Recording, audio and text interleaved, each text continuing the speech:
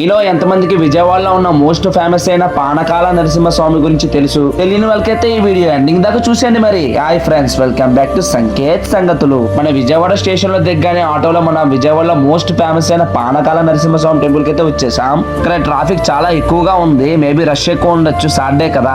Temple కొండ మీద అయితే ఉంటుంది. వచ్చేసాం టెంపుల్ కి. ఎన్ని స్టెప్స్ ఉన్నారా నాయన, ఎక్కాల్సిందే ఫైనల్ గా. టెంపుల్ లోకి అయితే ఎంటర్ అయిపోయాం. ఈ రష్ ఏంట్రా నాయన, ఎంతమంది ఉన్నారని ఎక్స్పెక్ట్ చేసిన దానికంటే ఎక్కువ ఉన్నారు.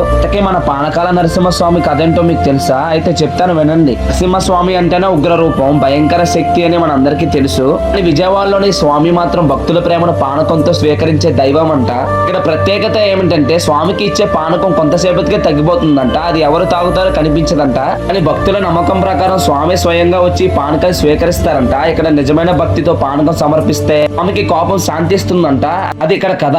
ఇక మేము లేట్ చేయకుండా దర్శనానికి అయితే వెళ్ళిపోయాం. దర్శనం అయితే 30 minutes అయింది. ఇంకా స్వామిని చూడడానికి 2 కళ్ళు అయితే చాలలేదు, అంత బాగున్నారు. అలాగే గూస్ బంప్స్ వచ్చాయి. మేము కూడా స్వామికి పానకం అయితే ఇచ్చుకున్నాం. పానకం ప్రసాదం టేస్ట్ కొస్తే ఉందయ్యా, అమృతం తాగినట్టే ఉంది. ఇక మొత్తం పూర్తి చేసుకొని బయటకు వచ్చేస్తుంటే ఇక్కడ చూసారా ఇక జ్యోతిష్యం చెప్పడానికి ఎంతమంది ఉన్నారో. అలా కిందకైతే దిగిపోతున్నాం. ఏంట్రా నాయనా ఇన్ని ఆటోలు ఉన్నాయి. ఫైనల్ గా కిందకి దిగిపోయి లంచ్ టైం ఎలాగ అయింది కదా అని హోటల్ కి అయితే వచ్చేసాం. నెక్స్ట్ అప్డేట్ నెక్స్ట్ వ్లాగ్ లో చూద్దాం. నా ఛానల్ మీకు నచ్చితే లైక్ చేయండి, షేర్ చేయండి, సబ్స్క్రైబ్ చేయండి. That's it today. Bye friends.